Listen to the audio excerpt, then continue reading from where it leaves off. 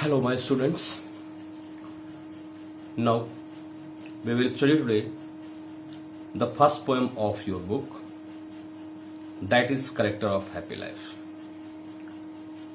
I hope all of you will study and will listen very carefully so that your this poem will be prepared fully with a keen explanation and clear sense. This is your poem, The Character of Happy Life. This poem was composed by Sir Henry Wotton, who was a great scholar and critic. All of you know the poem is somewhat critical rather than prose, because we study the whole line and have a clear sense in prose line. But while we study the poem, we have to face the hidden sense. Hidden sense that is hidden in a very short line. That is the poetry. Poetry has a long meaning in a very short line, either in English or in Hindi. So, we will study the first stanza of the poem first of all, and I will explain you throughout in English, by which you will be able to understand the whole sense of the stanza, and you will be able also to have a clear explanation of the poem that will help you in explanation of the stanza. So let's start the poem with its first stanza.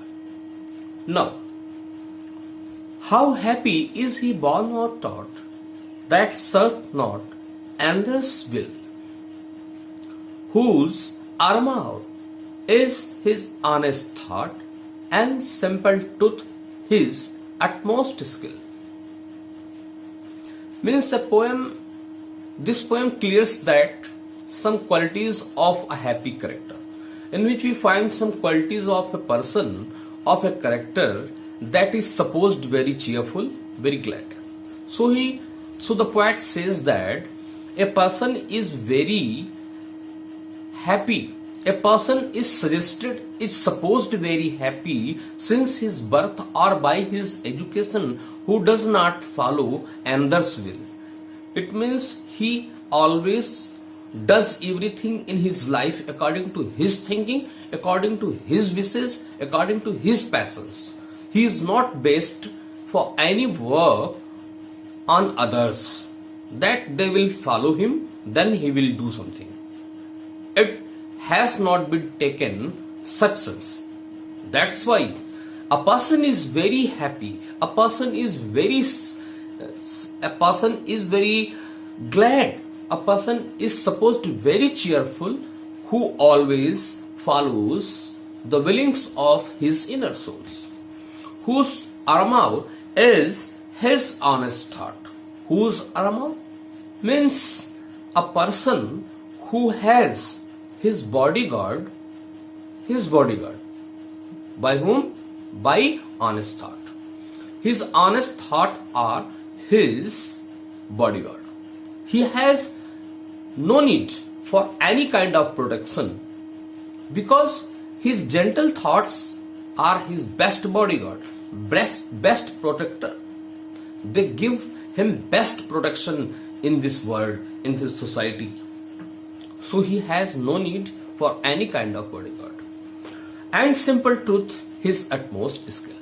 Simple truth means genuine truth, a very normal truth is truth. He has need no help.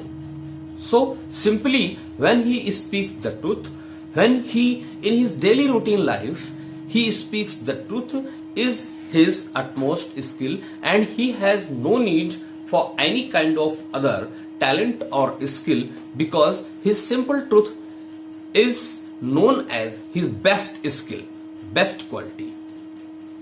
That's why the first stanza clears here How happy is he born or taught? Means a person who follows rulings and passions of his inner soul is supposed very happy since his birth or by his education, and he never have any protection for himself other way, because his gentle thoughts always protects him, always provides him protection, and he has no need for any kind of protection, and his genuine, his simple truth is his best skill, best quality that always is connected with his career, with his conduct. So here is the first stanza clears. Now whose we will go on second stanza of the poem. Whose passions not his masters are, whose passions not his masters are, whose soul is still prepared for death.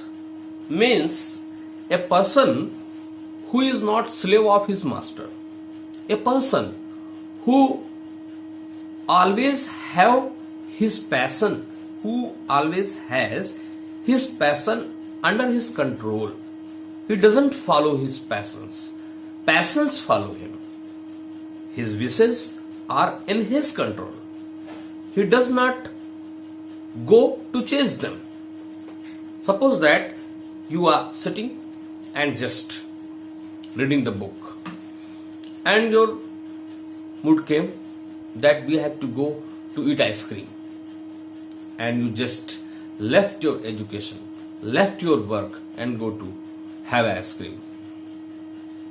That's the passions are. They are not giving you a chance to sit silently. You are chasing them. You are just following them. You are running after them. This kind of personality is beyond such type of character, because whose passions not his masters are means who is the master of his passions, whose soul is still prepared for death.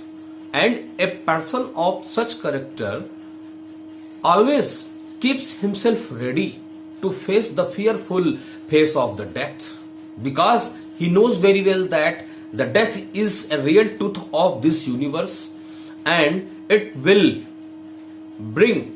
carry to each creature of this world one day on a fixed hour. So he has no fear of death in his life. He knows very well that each person will have to die on a fixed hour. When I will have to die, I will have to go. So here this line clears, untied unto the word with care. And such type of conduct, such type of person, untied, tied means bonded, untied means opened, untied unto the word with care. Such type of person is free from all kinds of worldly relation, all kinds of worldly affairs, and of princely love. He has no wishes, no desire for love of a grandeur person like any minister, prince, king, like that, and no care for any kind of simple person, any kind of common person. He has no care for them, because neither he cares for the particular person in this world, in the society, nor he cares for the common people who are living surrounding him, because he has to pass his life in a very normal and simple and on the way of truthfulness. So he has no care for that. It's clear? Now we will go on third stanza of the poem. So we know very well that such type of conduct, such type of person always have no care about the worldly things. So now the poet says here, who hath his life from rumors freed. A person of such character, a man of such conduct, man or woman? A man or woman means a conduct. A conduct of such person hath his life from rumors freed, whose conscience is his strong retreat, whose state can neither flatters feed nor ruin make oppressors great.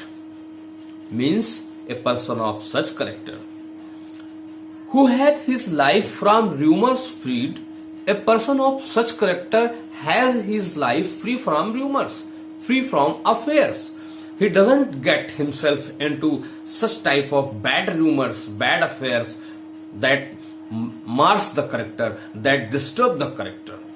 He always has himself in limited, proper way that always goes to the perfect type of life, in the life of perfection, in the life of truthfulness. So, who hath his life from rumors freed, a person who has given no place for affairs in his life. He does not impress by the affairs. Whose conscience is his strong retreat means his inner soul is his strong shelter. He has no need for a body, for a person who can give him consultation or give him advice or provide him the services of suggestions. He has no need for the suggestion of any other person because his inner soul is a strong shelter that solves all the problems of his life easily after discussing himself. So he has no need for anybody, any other candidate to solve his problems.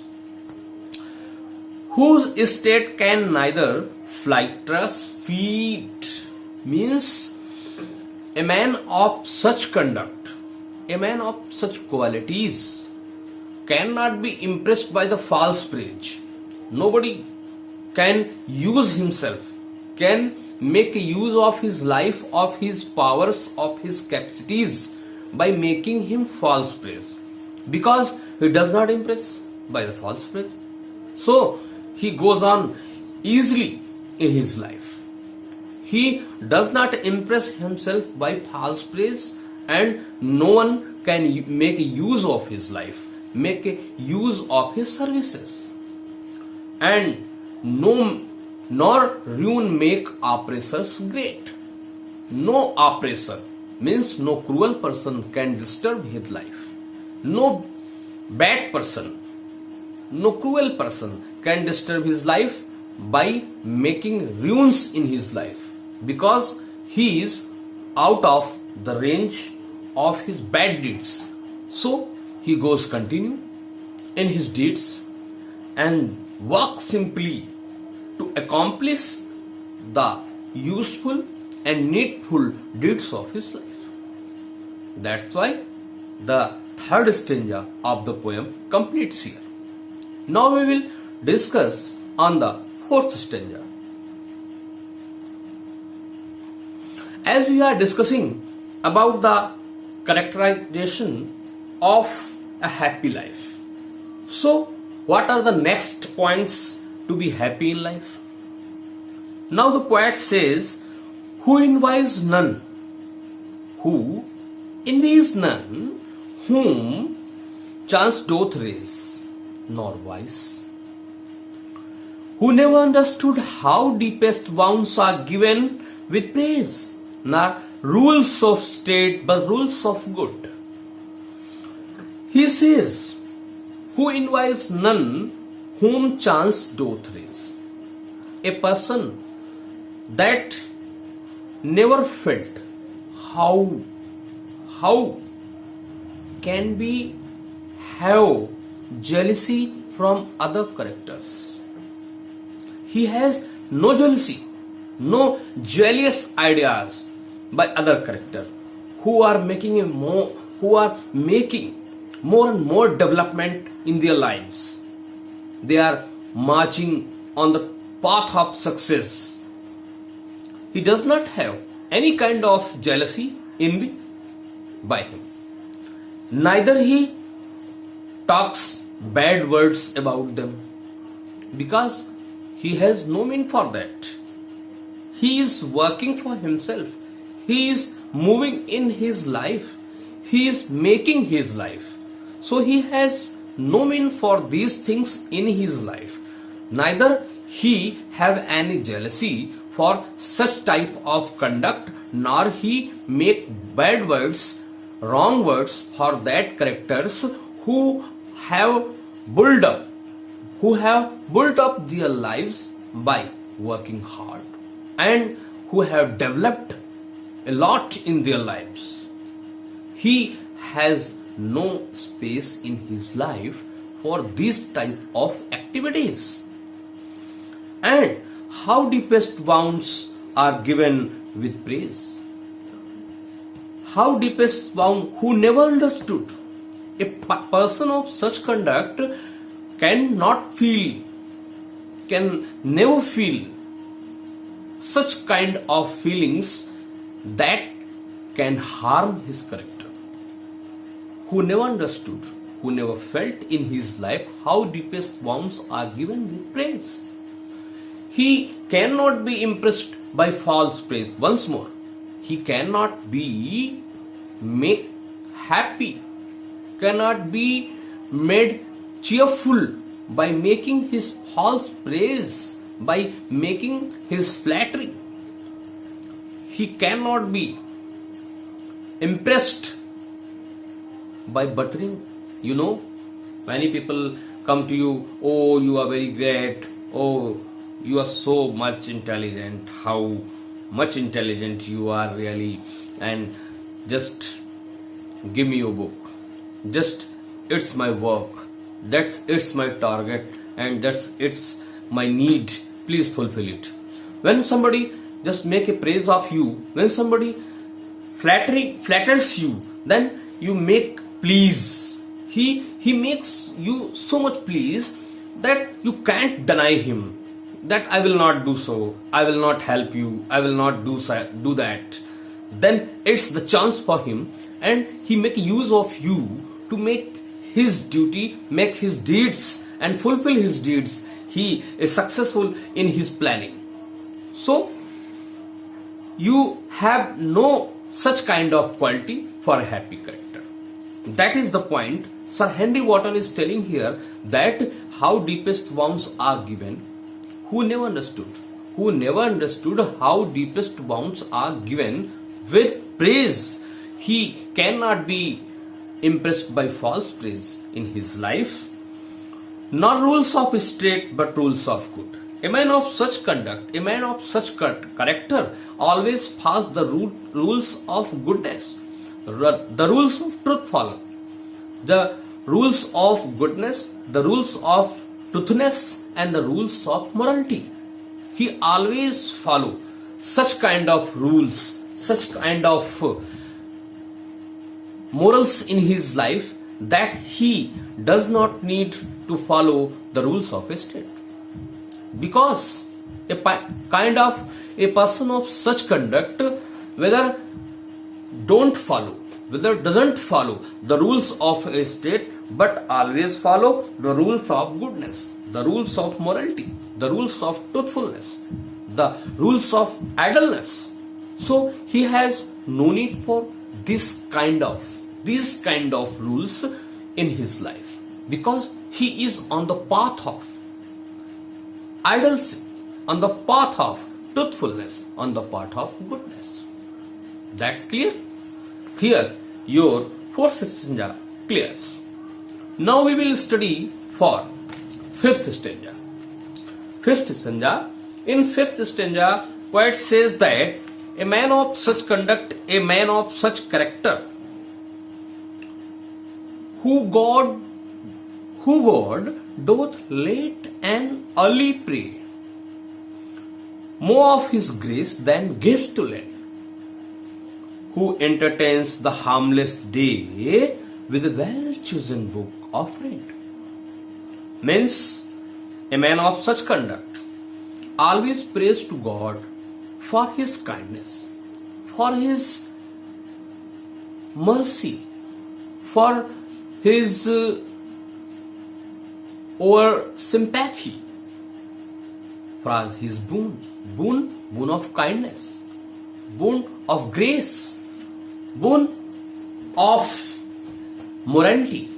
He always begs the God, please fulfill all the qualities of morality in my character, so that I will follow the rule, the path of goodness. So you have need here to understand that he prays to God early in the morning and evening, so that God would be obliged to him and always provide his kindness over him. And he will always follow the path of idleness, truthfulness, and goodness. He will not do any wrong action in his career. He prays God for that. While other person, most of person, what do? They worship to God. Oh God, give me that car. Oh God, just give me that money. Oh God, just give me that facility, that luxury. He doesn't demand for them. He doesn't wish for them, because his thinking is different from that. His thinking is so much different from that, because it's the character of happy life. Happy life where there is no feelings, there is no curses, there is no happiness, so there is no sadness. That is why who entertains the harmless day. The poet says that a person of such conduct always pass his useless time, his free time, in the company of a well-chosen book or friend. A well-chosen book is his best friend, and otherwise an idle friend is his best friend with whom he passes his free time. He does not waste his free time. He always make a use of his free time in the service, in the practice, in the company of a good friend and or a good book. That's why here this stanza clears. Now we will go on the final stanza, telling these qualities of a happy character. Now the poet says that this man is free from servile bands, of hope to rise or fear to fall. Lord of himself, though not of lands, having nothing he hath all.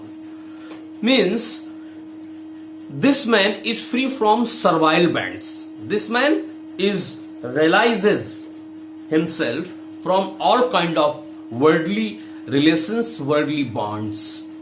He of hope to rise. Neither he has a wish to get a development, more and more development in his life, nor a fear, nor a fright of getting down. He has no care for that. Though not Lord of himself, a person of such conduct is an honor of his inner soul, his grandeur inner soul, his standard inner soul, his supreme inner soul. Do not of lands, whether he has not an inch of land in this world, in this society, in this universe, but he is the master of his own mind, his own heart, his own supernatural soul that he has. And in the final, poet says, and having nothing, although people will say that he has nothing, he is vacant, he is out of property and out of that luxuries that others have, but he hath all. But the poet supposes that he has everything, because he has the power of character, he has the power of ideas, he has the power of character, conduct, because he has the power of feelings. He has the power of morality. He has the power of truth. He has the power of goodness. So, having these qualities he hath all, because the poet feels that a person who is really having the great qualities of a great conduct hath everything in this world, and the power of character is greater than all kinds of things, all precious things in this world. That's clear? So, this poem clears here, and all of you, if have any problem, please go and comment and just message me what can I do for you in this poem, and what things and which line have not been clear to you, that I will make a share you and I will clear. Okay? Good day.